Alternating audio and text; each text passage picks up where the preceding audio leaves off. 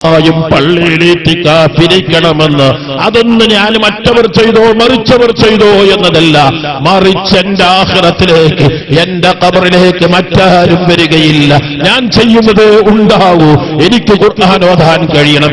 എനിക്ക് പള്ളിയിൽ ഈ റമദാൻ 30 ദിവസവും തസ്ബീഹ് നിസ്കരിക്കണം. ഇൻഷാ അല്ലാഹ് മഗ്രിബ് കഴിഞ്ഞ് ഉടനെ പ്രാഥമിക മുറകൾ കഴിഞ്ഞ് പള്ളിയിൽ വന്ന് ഞാൻ സുബ്ഹാനല്ലാഹി വൽഹംദുലില്ലാഹി വലാ ഇലാഹ ഇല്ലല്ലാഹു വല്ലാഹു അക്ബർ എന്ന ദിക്ർ ഏറ്റവും പ്രധാനപ്പെട്ട ദിക്റാണ്. അത് 300 തവണ പറയാൻ കഴിയുക, അത് പള്ളിയിൽ ഇത്തികാഫ് എന്ന് പറയാൻ കഴിയുക, അത് നിസ്കാരത്തിൽ പറയുക, അത് റമദാനിൽ പറയുക.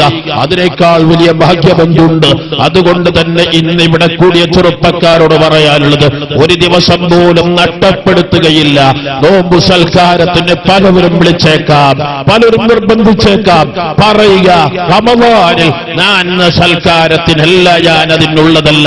ഹജ്ജിന് പോകുമ്പോൾ സൽക്കാരത്തിന് പോയി തവാഫുകൾ ഒഴിവാക്കുന്നവരുണ്ട്, ഉംറ ചെയ്യാത്തവരുണ്ട്. എന്തൊരു ഭാഗ്യക്കേട്, എന്തൊരു ദൗർഭാഗ്യകരം. നഊദുബില്ലാഹ് രക്ഷിക്കണേ അല്ലാഹ്. റമദാൻ സൽക്കാരങ്ങൾക്ക് വേണ്ടി നീക്കേണ്ട മാസമല്ല, പർച്ചേസിന് നീക്കി വെക്കേണ്ട മാസമല്ല, അല്ലെങ്കിൽ നേരം ടൈം പാസിംഗിന്റെ മാസമല്ല, ഇബാദത്തുകൾ വർദ്ധിപ്പിക്കേണ്ട മാസമാണ്. അതുകൊണ്ട് തന്നെ ഇത്തികാഫുകളും ഖുർആനോത്തുകളും ദിക്റുകളും സ്വലാത്തുകളും കരഞ്ഞൊലിഞ്ഞ് കണ്ണുനീര് റബ്ബിലേക്ക് എല്ലാ ദിവസവും നിങ്ങൾ ഒരുപ്പിക്കട്ടെ. റബ്ബിനോട് സങ്കടത്തോട് പറയട്ടെ. വേവലാദികൾ നിങ്ങൾ തന്നെ റബ്ബിനോട് പറയുക. തീർച്ചയായും റബ്ബ് നൽകുക തന്നെ ചെയ്യും. കാഫായ ഐൻ സ്വാദ് ദിക്റു റഹ്മത്തി റബ്ബിക അബ്ദഹു സക്കരിയ ഇദ് നാദാ റബ്ബഹു നിദാഅൻ ഖഫിയ. സമയത്ത് സക്കരിയ അലൈഹി സ്വലാത്തു വസ്സലാം തങ്ങൾ റബ്ബിനോട് പറഞ്ഞില്ലേ, റബ്ബി ഇന്നി വഹനൽ അൽമു മിന്നി.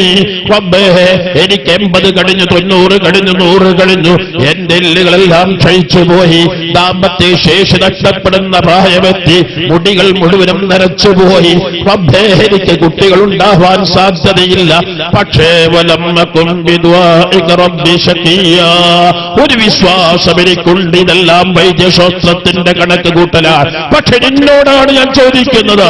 എല്ലുകൾ ക്ഷയിച്ചവരോട്, ദാമ്പത്തിക ശേഷി തളർന്നവനിക്ക് അത് നൽകാൻ നിനക്ക് കഴിയും. നിങ്ങൾക്ക് മക്കളെ നൽകാൻ നിനക്ക് കഴിയും. റബ്ബിന്നി ഹിത്തുൽ മവാലിയ. ഞാൻ എന്റെ ശേഷം എന്റെ അനന്തരാവകാശികളെ ആത്മമൂത്താപ്പാരുടെ മക്കളാണ്.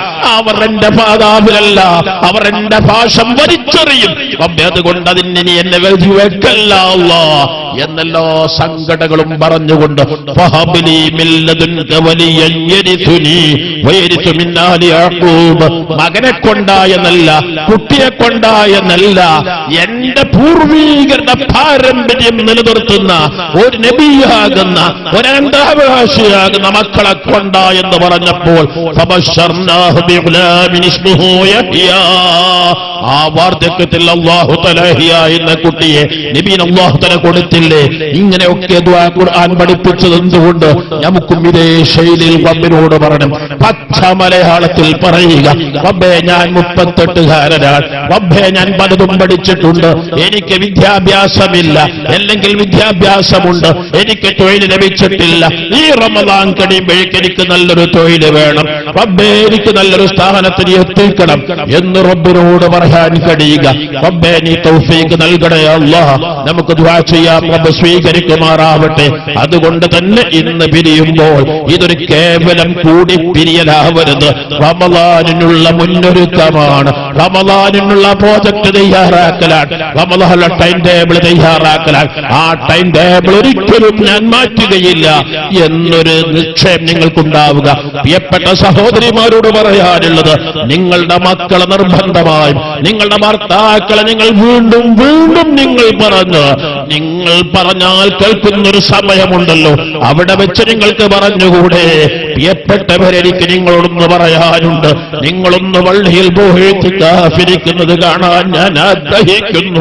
അങ്ങനൊന്നും എനിക്ക് കാണാൻ കഴിയില്ലേ, അങ്ങനെയൊന്ന് കേൾക്കാൻ എനിക്ക് കഴിയില്ലേ എന്ന് നിങ്ങളൊരു തുള്ളി കണ്ണീര് ചുറ്റിയ ഏത് പള്ളിയിൽ കയറാത്ത ഭർത്താവും കയറുക തന്നെ ചെയ്യും. ആരെയും വശീകരിക്കാൻ റബ്ബ് നിങ്ങൾക്ക് പവർ തന്നിട്ടുണ്ട്. ആ പവർ നിങ്ങളുടെ നിങ്ങളുടെ ഭർത്താക്കള്, നിങ്ങളുടെ മക്കള്, നിങ്ങളുടെ സഹോദരങ്ങള് ഒന്ന് പള്ളിയിൽ ഇത്തികാഫിരിക്കാൻ, ഒന്ന് നമുക്ക് തസ്ബീഹ് നിസ്കരിപ്പിക്കാൻ, നമുക്ക് വിർദുൽ ലത്തീഫ് ചൊല്ലിക്കാൻ, നമുക്ക് ഹദ്ദാദ് ചൊല്ലിക്കാൻ, നമുക്ക് തറാവീഹിന് 1 റക്അത്ത് നിസ്കരിക്കാൻ. നിങ്ങളതൊന്നും മക്കളോട് ചോദിക്കുക, മകനെ ഇന്ന് വിർദുൽ ലത്തീഫിന് എത്തിയോ, ഇന്ന് വിർദുൽ ലത്തീഫ് എത്തിയോ ഉമ്മമാർ?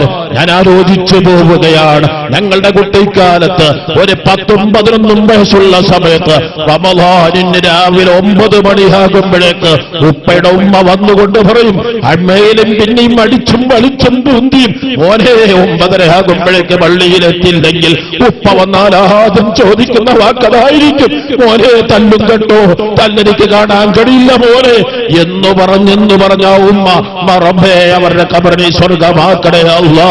അതുപോലെ എന്റെ പ്രിയപ്പെട്ട സഹോദരിമാർ, നിങ്ങളുടെ മക്കളെയും നിങ്ങളുടെ ഭർത്താക്കളെയും നിർബന്ധമായും നിങ്ങൾ വീണ്ടും വീണ്ടും പറഞ്ഞ്, മോനെ നീ വിർദുൽ ലത്തീഫിലെത്തിയോ, മകനെ നീ ഹദ്ദാദിലെത്തിയോ, മകനെ ഇന്നത്തെ തസ്ബീഹ് നിസ്കാരത്തിന് കൂടിയോ, മകനെ ഇന്ന് എന്താണ് നീ പള്ളിയിൽ നിന്ന് കേട്ട ഉപദേശം, അതൊന്നും എനിക്ക് പറഞ്ഞു തരണമെന്ന് പറഞ്ഞ് മക്കളോട് ശ്രദ്ധിക്കാൻ ഉപദേശം നൽകി നമ്മുടെ മക്കളെ വളർത്തിയെടുക്കുക.